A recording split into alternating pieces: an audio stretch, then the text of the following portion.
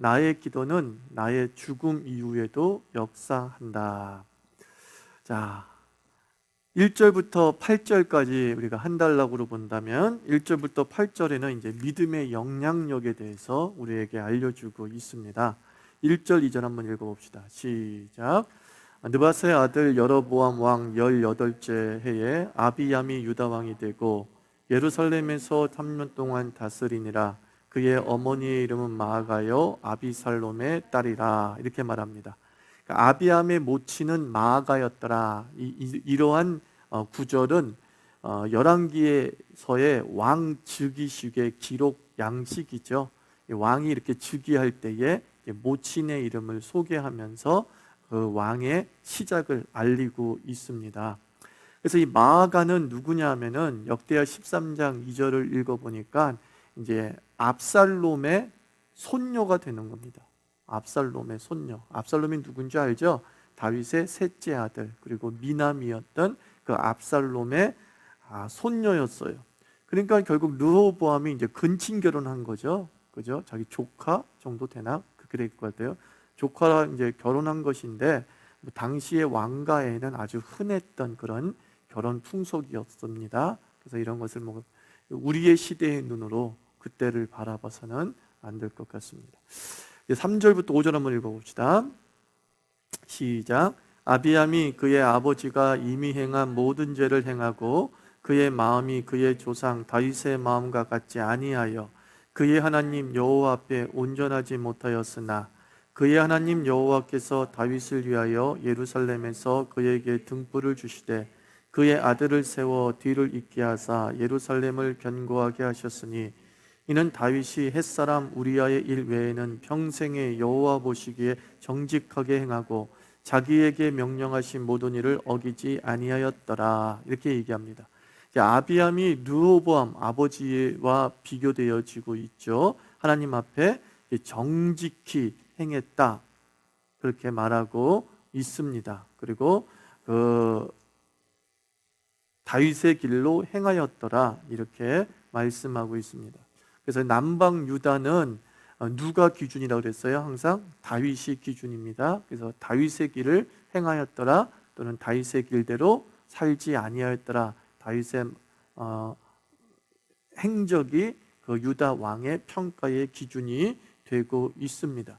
근데 다윗의 믿음은 계속 남방 유다에서 영향력을 행사했죠. 왜냐하면 북방 이스라엘은 왕들이 하나님 앞에 불순종하고 하면 즉각 그 왕조에 대한 심판이 이루어졌죠. 그래가지고 왕조가 바뀌었어요. 여로보암 왕조가 있으면 바하사 왕조로 바뀌고 시므리 왕조로 바뀌고 오므리 왕조로 바뀌었어요. 한마디로 말해서 성씨가 바뀌었다는 겁니다. 그죠? 왕국 사이에서 김씨가 지배하다 이씨가 지배하고 오씨가 지배하고 하씨가 지배하고 이렇게 됐다는 거죠. 그런데 남방 유다는 그냥 다씨가 계속 지배했다, 이렇게 생각하면 됩니다. 그 이유가 어디에 있어요? 내가 다윗 너 때문에 너의 홀이, 즉 너의 왕권이 너의 후손들에게 계속 이어지게 될 것이다 라고 하나님께서 약속해 주셨죠. 그 약속 때문에 이스라엘 남방 유다의 왕들은 좀 부족하게 행했다 하더라도, 그리고 악을 행했다 하더라도 하나님께서 그 왕위를 빼앗아가지 않았어요. 누구 때문에? 할아버지 조상 다윗 때문이다, 이렇게 이야기하고 있어요. 그래서 우리가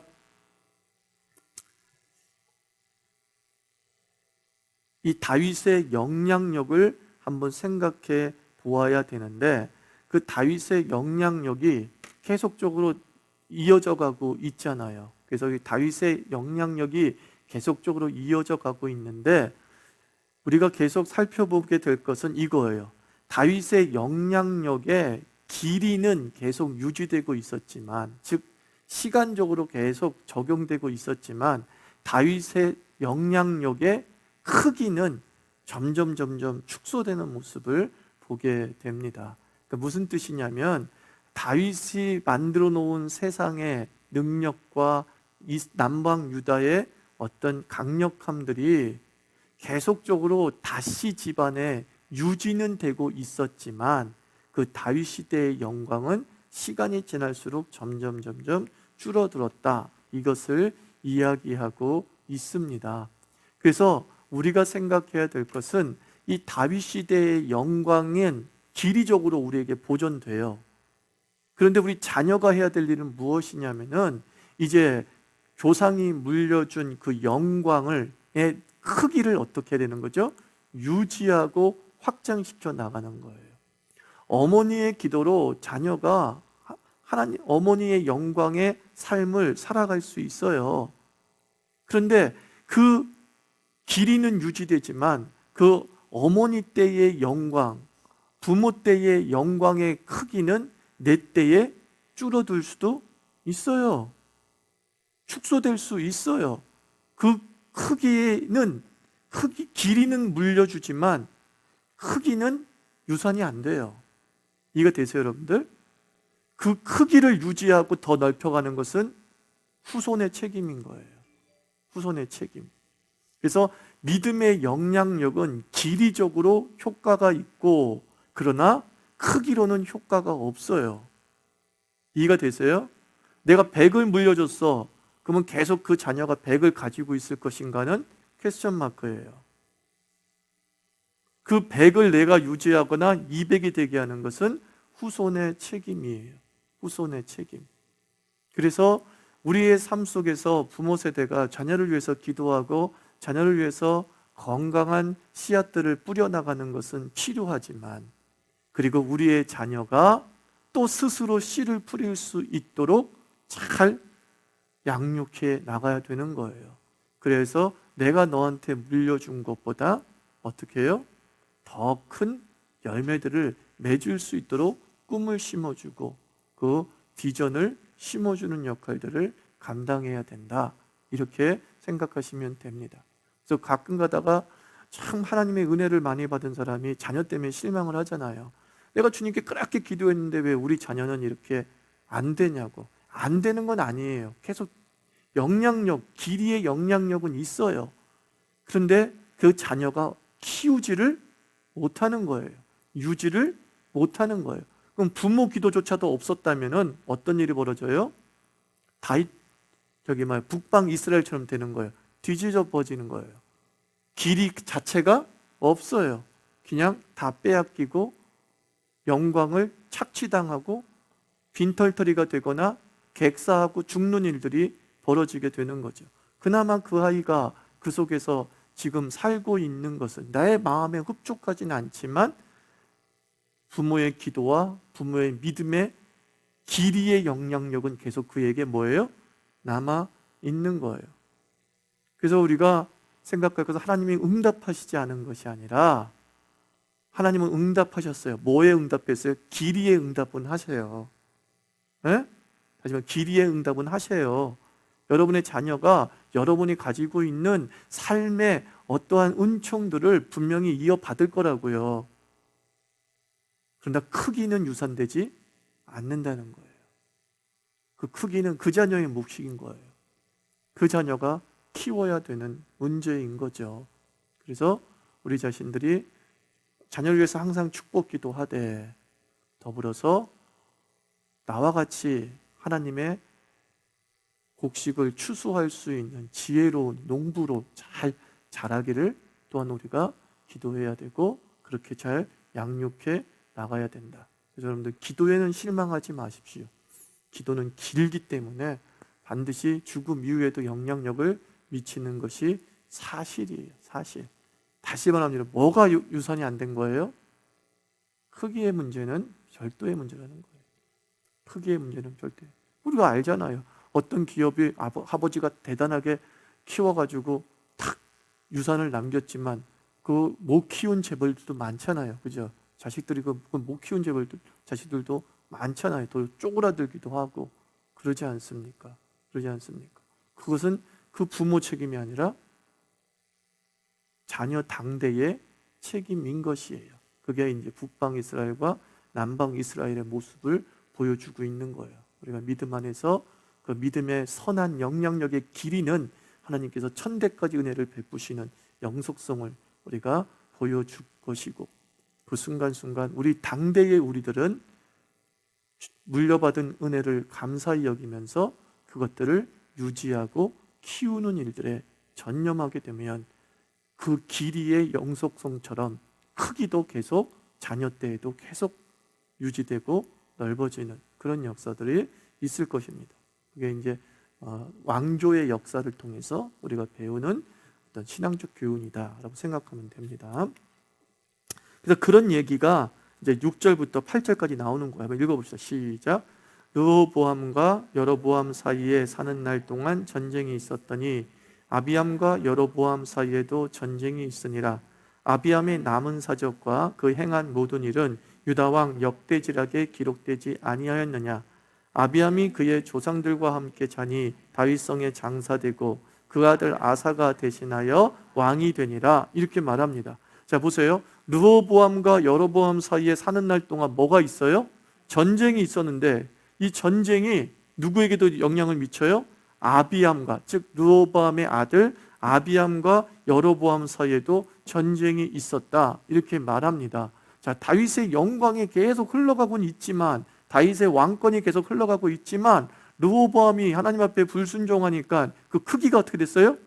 축소된 모습을 보게 되고, 그리고 그 축소된 것이 또 자기 아들에게도 그대로 이제 물려지게 되는 그런 역사를 보게 되는 거죠.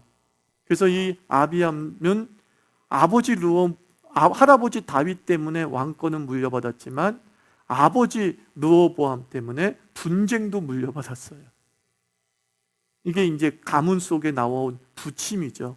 가문의 흐름 속에서 나오는 영광도 있고, 그리고 쇠락도 있을 터인데 그런 것들이 계속 밑에 세대에 연결되어지는 그런 모습을 우리가 보게 됩니다. 그래서 은총의 길이는 유지되고 있지만 은총의 크기가 점점 이렇게 악화되는 이 모습들 하나하나를 보게 됩니다. 그래서 나의 믿음은 나의 믿음으로만 끝나는 것이 아니다. 이 믿음은 매우 매우 유기적으로 세대 속에 연결되어져 있다라는 것을 기억해야 됩니다. 그래서 내가 결혼 전에는 나를 위해서 믿었는지 모르겠지만 결혼 이후 부모가 된 뒤에는 우리의 신앙에는 나의 자녀에 대한 책임이 있는 그런 신앙으로 좀 성장해야 되고 성숙해야 되는 것이죠. 이제 두 번째 단락은 이제 9절부터 15절입니다. 아사 왕의 이제 선정을 이야기하고 있죠. 11절까지 읽어볼까요? 시작. 이스라엘의 여로보암 왕 제2년에 아사가 유다 왕이 되어 예루살렘에서 40년 동안 다스리니라. 그의 어머니 이름은 마아가라 아비살롬의 딸이더라. 정직하게 행하여 이제 이렇게 이야기하고 있습니다. 자, 아비암 다음에 누가 왕이 됐다고요? 이제 아사가, 내가 각집에 계속 아사라 그랬나? 아니죠, 아비암이라고 그랬죠? 예? 아비암이라고 그랬죠? 이제 아사가 등장은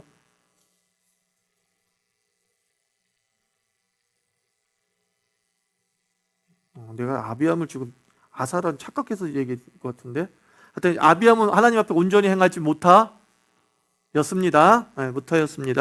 그러다가 이제 아이고 괜찮은 인물이 드디어 나왔어요. 누가 나왔어요? 이제 아사가 괜찮은 인물이 나왔어요. 그래서 그의 어머니는 마아가라라고 했는데 이제 역대하 기록하면 어머니가 아니라 뭐겠어요? 조모가 되겠죠. 그렇죠? 마아가는 누구의 어머니예요? 아비암의 어머니로 나왔으니까 여기 마아가는 이제 모친의 오기입니다. 아니, 조모의 오기입니다. 할머니의 오기라고 생각하면 됩니다. 근데 아사가 그의 조상 다윗같이 여호와 보시기에 어떻게 했다? 정직하게 행했다. 이제 스스로 끊어버린 거야. 잘 보십시오, 여러분들. 아버지 아비암도 그렇게 온전하지 못했고 할아버지 르호보암도 온전하지 못했어요. 이 교육이라는 게 대대로 이렇게 악하게 내려갈 줄 알았는데 아사 때 아주 별종처럼 툭 튀어나온 거야. 그죠? 별종처럼 툭 튀어나와가지고 아주 하나님 보시기에 정직히 행하는, 어떻게 보면은 자신의 가문 속에 잘못된 가풍을 끊어버린 거죠. 그래가지고 자기 조상 중에 더 좋은 분은 누가 있었을까 보니까 다윗이 정말 존경할 분이야. 그래서 아사는 그렇게 생각하면 돼요. 아사는 역사 속에 존경할 인물을 선정하고 따라간 거죠. 제 아버지, 할아버지 보고 자랐지만 역사 속에 다윗을 상기하면서 그 다윗처럼 살겠다고 하는 이 용단을 내린 그런 아들이에요. 가문마다 아주 용기 있는 사람이 시대마다 나올 수 있어요. 막 20-30년 흘렸는데 안 나타나고 그래서 갑자기 어디서 탁 별종이 튀어나와가지고 그냥 그 가문을 탁 지켜나가는 그런 사람이 있을 수 있잖아요. 근데 이 아사가 감사하게도 41년을 통치하죠. 성군이, 즉 선정을 베푸는 왕이 오래 산다는 것, 참 그 나라의 복입니다. 다윗이 40년을 살았고 솔로몬이 40년을 통치하고, 그죠? 그런 왕들, 그런 지도자가 통치하는 나라는 복받은 나라죠. 근데 주님은 말씀하죠. 예수 그리스도께서 영원히 통치하시리라, 이렇게 말씀하고 있죠. 그래서 우리나라는, 여러분의 교회는, 여러분의 가정은 아사와 비교할 수 없는, 다윗과 비교할 수 없는 하나님께서 영원히 통치하는 그런 선정의 리더십이 있는 그런 가정인 줄 믿습니다. 그럼 아사 왕의 선정 내용을 봅시다. 왜 아사를 다윗의 길로 행했는가라고 보니까 다윗의 정치 또는 다윗의 그 정책을 그대로 따라했기 때문에 다윗의 길로 행했다고 보는 게 아니에요. 다윗의 신앙의 길을 온전히 따라간 것을 가지고서 이 사람은 하나님 앞에 온전히 선 왕이다, 이렇게 보는 거죠. 12절부터 15절 읽어봐요. 시작. 남색하는 자를 그 땅에서 쫓아내고 그의 조상들이 지은 모든 우상을 없애고 또 그의 어머니 마아가가 혐오스러운 아세라상을 만들었으므로 태우의 위를 패하고 그 우상을 찍어 기드론 시냇가에서 불살랐으나 다만 산당은 없애지 아니하니라. 그러나 아사의 마음이 일평생 여호와 앞에 온전하였으며 그가 그의 아버지가 성별한 것과 자기가 성별한 것을 여호와의 성전에 받들어 드렸으니 곧 은과 금과 그릇들이더라, 이랍니다. 먼저 이제 종교개혁의 내용을 보세요. 남색을 추방했다. 이방 제2에 있는 남창이라고 그랬죠. 남자 창기들이라고 얘기했죠. 그 다음에 그의 조상들이 지은 모든 우상을 철폐했다라고 얘기하고, 그 다음에 모친, 그러니까 조모 마아가의 태우를 폐위하고 아세라상을 이렇게 없앴다라는 거죠. 아주 그냥 종교교육을 할 때에 정에 이끌리지 않았어요. 온전히 하나님을만 두려워한 거예요. 자기의 친족까지도 폐위시킬 정도의 정말 하나님 앞에 중심이 선 그런 모습을 보는 거죠. 그래서 바울 사도가 갈라디아서에서 얘기한 것처럼 내가 사람을 두려워하랴 하나님을 두려워하랴. 내가 사람을 두려워했다면 하나님의 종이 아니다 하면서 그 베드로 앞에서도 진리를 온전히 선포하고 그 베드로를 비판할 수 있었던 것은 그가 하나님만 바라보았기 때문이죠. 아사도 바로 그런 왕이었다는 거예요. 아사도 정말 하나님만 바라보면서 자신의 수족을 잘라낼 정도의 신앙 개혁을 일으켰다는 것이죠. 다른 사람을 개혁하기에 앞서 자기의 집안을 먼저 개혁한 거예요. 다른 사람들 보고 기도하라, 예수 잘 믿어라 라고 하기 전에 자기 집안이 먼저 기도하고 예수 잘 믿는 가정을 온전히 세워나가는 모습을 이 아사를 통해서 보게 되는 거죠. 그뿐만 아니라 이 아사는 어떻게 했다고 그랬어요? 르호보암 때의 어떤 귀중한 물건들, 그리고 자기가 모았던 귀중한 물건들을 어떻게 했다고 했어요? 하나님께 드렸다, 이래요. 헌물도 하는 왕이었어요. 그냥 자기 걸로만 싹싹싹싹 긁어 모으는 그런 왕이 아니라 정말 하나님께 뭔가 드리고 싶은 마음을 가지고 있었던 왕이었다는 거예요. 이게 다윗의 마음과 똑같잖아요. 다윗도 재물을 많이 모았잖아요. 재물을 많이 모은 이유가 뭐라고 그랬어요? 성전을 짓고 싶어서 자기가 재물을 많이 모았고, 결국 솔로몬이 지은 성전 비용은 다 누구 것이었어요? 자기 아버지 다윗의 것이었지요. 다윗의 삶, 근데 솔로몬 삶을 읽으면 읽을수록 솔로몬의 삶에 후기로 갈수록 하나님께 바쳤다는 게 있어요, 없어요? 없어요. 그러니까 솔로몬은 다윗의 길로 행했다라고 평가하지 않고 있죠. 근데 아사가 다윗의 길로 일평생을 살았다라고 말하는 이 핵심은 여기 있는 거예요. 그는 하나님께 참 뭔가 드리고 싶은 사람이었던 거예요. 그 자신의 심정의 종교개혁이 먼저 일어났죠. 그래서 17세기 영국의 부흥가 감리교의 창시자인 요한 웨슬러가 이랬잖아요. 진정한 회개는 돈지갑의 회개부터 시작된다고 했어요. 내 돈지갑을 어디다 쓰느냐, 그 지출 목록의 회개에서부터 진정한 회개가 시작됐다라고 평가하는 거죠. 그 맞는 말이에요. 그 맞는 말이에요. 그래서 예수님 뭐라고 그랬어요? 돈이 있는 곳에 뭐가 있다? 네 마음이 있다 그랬어요. 또 디모데전서에는 돈을 사랑함이 일만하게 뿌리다라고 그랬어요. 그래서 이 물질의 지출 내역을 보면 사실 신앙의 성숙도를 솔직히 말해서 가늠할 수 있어요. 그래서 요즘에 무슨 뭐 경제 컨설팅이나 회계사든 그런 얘기 하잖아요. 당신의 한 달이나 1년 지출 내역서를 나에게 보여주라. 그러면 내가 당신이 어떤 사람인지를 정의해 주겠다 그랬어요. 그 돈에 인격이 담아 있다는 거죠. 돈 씀씀이를 보면 인격, 비전, 그 사람이 추구하는 바 이런 것들이 싹 드러나게 된다는 거죠. 아사는 르호보암 때 자기 아버지 때 모아놓은 것, 유산 받은 거죠. 그리고 자기가 일평생 일구면서 모아두었던 것들을 특별히 성별해서 하나님께 드린 그 모습들을 보게 되죠. 그래서 참 외적 종교개혁으로만 끝나는 게 아니라 자신의 내적 종교개혁도 성실하게 수행해냈다. 그래서 아사에게만 붙은 게 뭐예요? 일평생 이렇게 얘기하잖아요. 흔들림 없이 다윗의 길, 여호와의 길을 온전히 따랐다. 14절 말씀 참 중요한 말씀이 아닐 수 없어요. 일평생 변함이 없었다는 거예요. 변함이 없이 참 그 초심을 그대로 유지하며 섬겼던 왕이 아사 왕이었던 것이죠. 그 다음에 이제 16절부터 24절. 그러나 이제 아사도 사람인 거예요. 그래서 단점이 보이는 모습도 나타나죠. 위기를 이제 조급하게 처리하는 아사 왕에 대한 기록이에요. 위기를 조급하게 처리한다. 16절 말씀이 있습니다. 시작. 아사와 이스라엘의 왕 바하사 사이에 일생 동안 전쟁이 있으니라. 참 이 르호보암이 남긴 유산이 전쟁이잖아요. 다윗이 남긴 유산이 왕권의 계승인데 이 르호보암은 자신의 후손들에게 전쟁만 남겼어요. 아들도 전쟁, 뭐예요?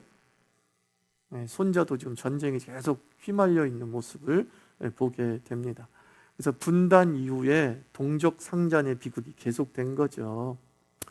그런 말이 있잖아요. 친족이 싸우면 화해가 거의 없다. 그런 말을 하죠. 뭐 친구끼리 싸워도 막 좀 화해하고 그러는데 혈족끼리 싸우면 가족끼리 싸우면 원수된대요. 참 비극적인 얘기인데 그렇죠. 역사가 증명한 우리나라의 역사도 그렇잖아요. 우리도 같은 민족끼리 싸워서 지금 70년 동안 원수로 지내고 있고 그런 모습을 봅니다. 그래서 믿음의 사람들이 갈라서면 원수가 되더라고요. 교회 안에 있는 사람들도 싸우면 원수가 되더라고요. 혹시 해결을 풀지를 못하더라고요. 그러니까 은혜가 역사하는 곳에 이제 사탄의 역사도 크기 때문인지도 모르겠어요. 사랑이 그만큼 크기 때문에 미움도 더 큰 것인지 모르겠지만 이렇게 친족의 즉 사랑하는 사람 사이의 갈등은 항구적이 될 가능성이 굉장히 높다라는 것을 우리에게 교훈하고 있어요. 그러니까는 가족끼리는 무조건 싸움조차도 없어야 되는 거예요, 사실은. 그죠? 가족끼리는 무조건 어떻게든 싸우지 않으려고 애를 써야 되는 것이지 싸움으로 풀려고 해서는 안 돼요. 가족은 아예 뭔가 싸우지 않아야 돼. 보니까 그렇더라고요. 가족은 싸우지 않아야 돼. 그게 제일 좋은 방법인 것 같아요. 17절 한번 읽어보세요. 시작. 이스라엘 왕 바하사가 유다를 치러 올라와서 라마를 건축하여 사람을 유다 왕 아사와 왕래하지 못하게 하려 한지라 이렇게 얘기합니다. 바하사 왕조가 들어섰잖아요. 그 바하사 왕조가 이제 베냐민 근처에 있는 라못이라고 하는 예루살렘에서 6km밖에 떨어지지 않아 가까운 곳이죠. 그곳에다가 이제 침략해서 거기에서 이제 성을 쌓고자 한 거예요. 한마디로 말해서 이제 북방 이스라엘 사람들이 예루살렘으로 자꾸 예배드리러 위해서 내려왔다 그러고 말씀을 드렸잖아요. 그래서 이 남아 정책, 남아를 막기 위해서 남아 어떤 남쪽으로 내려오는 일들을 막기 위해서 그 전초기지의 역할로 라못을 선택한 것이죠. 그러니까 이제 이것 때문에 이 전략적 요충지 예루살렘과 가까워서 저들이 그곳을 라못을 기점으로 해서 예루살렘을 쉽게 공격할 수 있을 거라는 아주 급박한 상황에 빠지게 된 거죠. 이 급박한 위기를 이제 어떤 방법을 통해서 이제 아사가 해결하고 있느냐? 18절부터 22절 있습니다. 시작. 아사가 여호와의 성전 곳간과 왕궁 곳간에 남은 은금을 모두 가져다가 그 신하의 손에 넘겨 다메섹에 거주하고 있는 아람의 왕 헤시온의 손자 다브림몬의 아들 베나닷에게 보내며 이르되 나와 당신 사이에 약조가 있고 내 아버지와 당신의 아버지 사이에도 있었느니라. 내가 당신에게 은근 예물을 보내었으니 와서 이스라엘 왕 바하사와 세운 약조를 깨뜨려서 그가 나를 떠나게 하라 하매 베나닷이 아사 왕의 말을 듣고 그의 군대 지휘관들을 보내 이스라엘 성읍들을 치되 이온과 단과 아벨펜 마아가와 긴네렛 온 땅과 납달리 온 땅을 쳤더니 바하사가 듣고 라마를 건축하는 일을 중단하고 디르사에 거주하니라. 이에 와사 왕이 온 유다에 명령을 내려 한 사람도 묘면하지 못하게 하여 바하사가 라마를 건축하던 돌과 제목을 가져오게 하고 그것으로 베냐민의 게바와 미스바를 건축하였더라 합니다. 너무나 급박해서 이제 스스로 문제를 해결하기보단 아람의 즉 다메섹에 있는 베나댓에게 다브림몬에게 베나닷 맞죠? 베나닷에게 이제 이렇게 부탁을 하는 거죠. 우리를 좀 도와달라. 그래서 북방 이스라엘과의 조약을 맺은 걸 알고 있다. 근데 너희는 우리와도 조약을 맺지 않았느냐? 그러니까 이제 북방 이스라엘과의 화친 조약을 네가 깨고 북방 이스라엘을 좀 침략해 다오, 공격해 다오 이렇게 부탁을 하는 거죠. 이 아람 민족은 어떤 민족이냐면 사무엘하 8장을 읽어보면 다윗이 그 다메섹을 점령하고 그 부근의 아람 부족들을 합병을 했거든요. 그러니까 한마디로 말해서 이스라엘의 밑에 있었던 민족이었단 말이에요. 그런데 다윗의 시대를 지나고 솔로몬의 시대를 지나고 르호보암의 시대를 지나고 아비암의 시대를 지나면서 점점 아람이 어떻게 된 거예요? 강성해지면서 독립적 세력이 된 거예요. 별 볼 일 없고 내 밑에 있었다고 생각했던 민족이 커져버렸어요. 왜 커졌겠어요? 그동안 솔로몬, 르호보암, 아비암을 거치면서 하나님 앞에 온전히 살지 못했죠. 그러니까 어떻게 돼요? 적들이 더 강성해지는 거예요. 별것 아닌 세력이 나를 무시하는 세력으로 커지는 이 모습을 보게 되는 거죠. 그래서 하지만 급한 김에 불 좀 꺼보자라고 이제 아사가 베나닷에게 도와달라고 부탁을 했단 말입니다. 그래서 도와달라고 부탁을 했는데 그래서 이제 부탁한 대로 소기의 목적을 달성했어요. 베나닷이 침략에 들어가서 바하사를 궁급하게 만들어서 철수하게 하고 그리고 이제 아사는 그 라못의 건축 자재들을 이용해서 미스바와 게바라고 하는 전략적 요충지들을 더 강성하게 건축해 놓은 거죠. 이 열왕기 상에서는 아무 문제 없어. 이 부분에 대해서. 근데 병행 구절이 역대하에 나온단 말이에요. 역대하 16장에서 하난이라고 하는 선지자가 나오는데 그 하난이라는 선지자가 아사 왕을 질책을 해요. 질책은 이런 거죠, 당연히. 당신이 어찌하여 하나님의 손을 의지하지 아니하였느냐. 이제 아람이 왕의 손에서 벗어나게 되었다. 그랬어요. 그러니까 이 급한 마음의 아사 왕이 하나님께 온전하게 먼저 구하지 않았나 봐요. 사람이 급하면 그러잖아요. 위기가 닥치면 그 위기가 전부라고 생각되어져서 우리 마음속에 어떤 마음이 생기냐면 조급함이 생겨요. 조급함이 생기면 절대로 조급함과 지혜는 함께 가지 않습니다. 조급한 곳에는 지혜가 없어요. 지혜가. 그래가지고 그냥 지혜라고 생각해서 선택했던 것들이 당장의 문제는 해결됐는지 모르겠지만 이제 뭐예요? 아람이 더 이상 당신이 통제할 수 없는 상태가 될 거죠. 그래서 아람이 그 이후에 수시로 남방 유다와 북방 이스라엘을 침략해 들어오잖아요. 공격해 들어오잖아요. 뺏어가자고 약탈하잖아요. 얼마나 큰 적대적 세력이 됐는지 몰라요. 왜 그래요? 바로 앞서 말한 것처럼 조급함 때문에, 눈앞에 닥친 문제가 빨리 해결돼야 된다고 생각하는 불안감 때문에 충분히 하나님의 뜻을 구하지 않고 내린 결정은 이런 부작용을 낳는다는 것이죠. 결국은 괜찮아졌는데 시간이 지날수록 부작용만 막 밀려오는 거예요. 위기는 맞지만 그러나 급박하게 처리할 상황은 아니잖아요. 아직 쳐들어온 건 아니잖아요. 그죠? 예루살렘에 쳐들어온 건 아니잖아. 근데 급박하게 것을 조급한 마음으로 처리해서 충분히 기도하고 지혜를 모을 시간을 갖지 못한 것이 아사의 패착이었던 거죠. 그래서 그런지 모르겠지만 아사의 다음 왕이 누구예요? 공부했잖아. 여호사밧이죠. 아들 여호사밧은 동일한 위기에 대해서 어떻게 하죠? 기도하고 하나님이 주신 뜻대로 성가대를 앞장 세워서 찬양하며 나아갈 때에 하나님께서 물리치신 역사를 보여주잖아요. 그러니까 아사가 여호사밧에게 잘 가르친 것 같아요. 내가 이런 위기 속에서 하나님께 먼저 구하지 못해서 하나님과 선지자에게 질책을 받았다. 너가 위기가 닥쳤을 때 너 불안하다고 급하다고 그냥 막 응전하지 말고 충분히 하나님과 상의해라.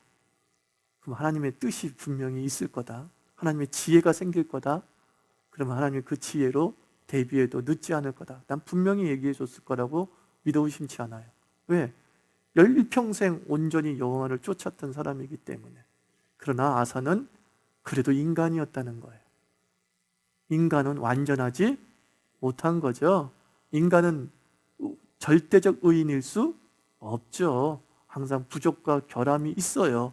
근데 그 부족과 결함 속에서도 하나님을 향한 긴장감을 잃지 않았기 때문에 그가 일평생 여호와를 쫓았다라고 하는 평가를 받을 수 있었던 겁니다. 다시 한번 말합니다. 여러분, 위기일 때 도리어 여유를 가지십시오. 그게 필요해요. 막 빨리 해결하려고 애를 쓸수록 우리는 후유증이 큰 해결책만 나올 뿐이다 라는 겁니다. 자, 23절, 24절, 20절 시작.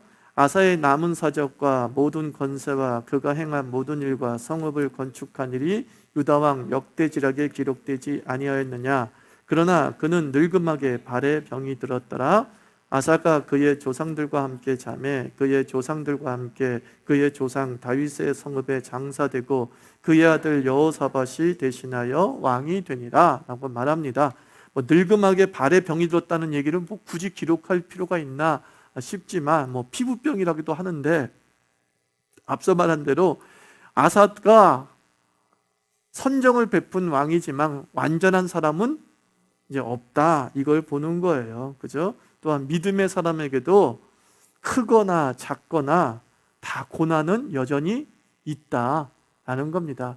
정말 아쉬움 없이 살아갈 사람처럼 보이지만 그의 몸에도 이런 피부병이 생겨가지고 말년에 고생을 좀 했다라는 것을 보여주면서 이걸 해석하면 되는 거예요. 믿음 있고로 아무 문제 없음, 믿음 있고로 건강, 이것은 아니다. 하나님이 만드신 섭리 속에 죄된 세상 속에는 겉사람은 날마다 어떻게 된다 그랬어요?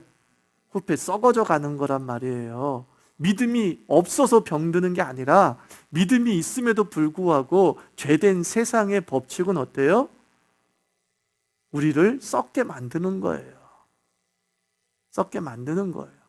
그래서 일평생 하나님을 쫓았던 사람에게 아주 좀 그 당시 입장에서는 병은 뭐예요? 하나님의 저주 막 이렇게 생각했던 시대란 말이에요. 그때 그냥 말년에 병이 났더라. 그것도 발의 병이 났더라. 피부병이 생겼더라. 이 얘기를 통하여서 우리에게 4,000년이 지난 우리에게 하나님께서 교훈하고 계시는 거예요. 그냥 겉사람은 뭐라고요? 썩는다. 믿음이 있어도 고난은 있다 없다? 있다. 있다. 그런 것들을 지나치게 영적으로 확대 해석하려고 하지 말라는 거예요. 그냥 그대로 받아들이면 되는 거예요. 병은 있다 없다? 있다. 누구나 감기 든다 안 든다? 든다. 작전 기도했는데 대상포진 온다? 온다. 또 오는 거예요. 대상포진이 왜 와요? 피곤해서 오고 스트레스 받아도 오고 몸이 면역력이 떨어져서 오잖아. 40일 작전 기도했는데 얼마나 육체적으로 힘들겠어요. 대상포진이 올 수밖에 없어. 육체적으로 보면, 그죠? 육체적으로 보면 올 수밖에 없는 거예요. 그래서 어떤 사람은 와, 실제로 와. 근데 그 온 것 때문에 당신 기도 잘못했어? 라고 말할 수 없다. 아시겠어요? 네. 자, 25절부터 34절 봅시다. 이제 칼로 흥한 자 칼로 망하는 거죠. 25절 26절 있습니다. 시작. 유다의 아사왕 둘째 해에 여로보암의 아들 나답이 이스라엘 왕이 되어 2년 동안 이스라엘을 다스리니라. 그가 여호와 보시기에 악을 행하되 그와 행하여 그가 이스라엘에게 범하게 한 그 죄 중에 행한지라. 자, 이제 여로보암이 1대 북방 이스라엘 왕이고 2대는 그의 아들 나답이 됐어요. 근데 2년 동안 다스렸어요. 그 다음에 어떤 일이 벌어졌냐면 이제 쿠데타가 일어난 거죠. 27절부터 30절까지 있습니다. 시작. 이에 이사갈 족속 아히야의 아들 바하사가 그를 모반하여 블레셋 사람에게 속한 기쁘돈에서 그를 죽였으니 이는 나답과 온 이스라엘이 기쁘돈을 에워싸고 있었음이더라. 유다의 아사왕 셋째 해에 바하사가 나답을 죽이고 대신하여 왕이 되고 왕이 될 때에 여로보암의 온 집을 쳐서 생명 있는 자를 한 사람도 남기지 아니하고 다 멸하였는데 여호와께서 그의 종 실로 사람 아히야를 통하여 하신 말씀같이 되었으니 이는 여로보암이 범죄하고 또 이스라엘에게 범하게 한 죄로 말미암음이며 또 그가 이스라엘의 하나님 여호와를 노엽게 한 일 때문이었더라. 우리가 이미 앞서 살펴봤죠. 여로보암의 죄 때문에, 여로보암의 우상 숭배 때문에 하나님께서 선지자 아히야를 보내서 이제 너희 집안이 다 멸문지화 될 것이고 막 개가 먹을 것이고 뭐 객사할 것이고 이렇게 예언을 했는데 그 예언이 그 여로보암이 죽고 그리고 그 아들 나답이 왕위에 오른 지 채 2년도 안 돼서 그런 일이 벌어지게 된 거죠. 그래서 아히야를 통하여 하신 말씀같이 되었다라고 말씀하고 있어요. 그래서 이것을 통해서 우리는 이런 말을 할 수 있습니다. 역사는 말씀을 증명한다 이겁니다. 히스토리는 하나님의 말씀을 증명하는 세월이에요. 역사를 읽어나가면 역사를 읽어나갈수록 하나님의 말씀은 옳고 하나님의 말씀은 정말 그대로 된다라는 것라는 수많은 증거를 우리가 보게 되는 거죠. 열왕기서도 그 증명하고 있는 거예요. 역사 속에서 하나님의 말씀이 거짓 없이 성취됐다라는 것을 증명하고 있는 거예요. 아히야의 말한 대로 되었더라. 마침내 역사 속에서 그 말씀이 증명되었다. 이렇게 얘기합니다. 그리고 마지막 31절부터 34절에 있습니다. 시작. 나답의 남은 사적과 행한 모든 일은 이스라엘 왕 역대지략에 기록되지 아니하였느냐. 아사와 이스라엘의 바하사 왕 사이에 일생 동안 전쟁이 있으니라. 유다의 아사 왕 셋째 해에 아히야의 아들 바하사가 다르사 이스라엘의 왕이 되어 24년 동안 다스리니라. 바하사가 여호와 보시기에 악을 행하되 여로보암의 길로 행하며 그가 이스라엘에게 범하게 한 그 죄 중에 행하였더라. 자, 북방 이스라엘의 이 정권 교체 또는 왕조 교체는 혁명 또는 뭐 대단한 비전을 위한 혁명이 아니었다라는 것을 보여주고 있는 거예요. 단지 권력 욕구만 가진 자들에 의한 자리 바꿈이었음을 이야기하는 거예요. 여로보암이 악정을 행했어요. 그러면 이 악정에 대해서 탁 들고 일어나가지고 우리는 선정을 베풀어야지 라고 했던 것이 아니라 그저 권력욕에 휩싸인 자가 나도 저 자리에 한번 앉아보자 라고 해서 치고 들어간 거야. 그러니까 이 권력욕에 사로잡힌 자는 여전히 뭐예요? 악정을 행할 수밖에 없는 거죠. 북방 이스라엘 백성의 비극이 이거예요. 왕조가 바뀌었다는 것은 무엇인가 새로운 시대의 도래가 온다는 것을 의미할 수도 있었을 텐데 그 많은 왕조가 바뀌어도 백성의 실생활은 뭐예요? 바뀐 것이 하나도 없어. 정책은 바뀐 게 하나도 없어. 그놈이 그놈이야. 뭐 요즘 우리나라 정치를 그렇게 얘기하잖아요. 민주당이 되든 자유한국당이 되든 뭐 그놈이 그놈이다. 뭐 똑같은 놈들이네. 예, 이거죠. 뭔가 달라야 되는데, 예를 들면 달라야 되는데 뭐 달라질 것 하나도 없고 자기 배만 채운다. 뭐 이런 평가들이 나오고 있지 않습니까? 그런데 이제 이게 북방 이스라엘의 모습이었어요. 비전이 없이 권력욕에만 사로잡힌 자들이 정권을 잡으면 어떤 일이 벌어지느냐? 이전보다 더 악해져요. 이전보다 더 악랄하게 착취하고 빼앗고 하는 삶을 삽니다. 그래서 북방 이스라엘의 250년인가 60년의 삶은 백성들이 참 피곤한 그런 삶을 살았던 곳이 북방 이스라엘이었다라는 겁니다.